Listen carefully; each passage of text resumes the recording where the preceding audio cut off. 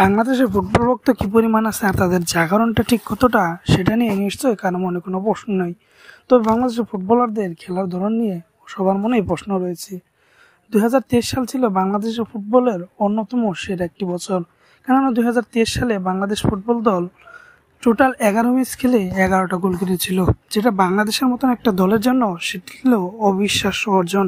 কেননা যেখানে বাংলাদেশ কোনো গোলই করতে পারে না, এবং এটা কত বড় অর্জন ছিল সেটা দেখতে পারবেন 2024 সালের স্ট্যাটিস্টিক্স দেখলে। এখন পর্যন্ত বাংলাদেশ 2024 সালে যে কয়টা ম্যাচ খেলেছে তাতে মোট গোল করেছে মাত্র একটি।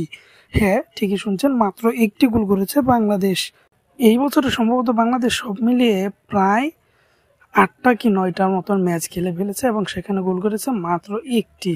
এটাই হচ্ছে বাংলাদেশের এই বছরের পরিসংখ্যান, এবং এতেই বোঝা যায় 2023 সাল বাংলাদেশের ঠিক কতটা ভালো ছিল।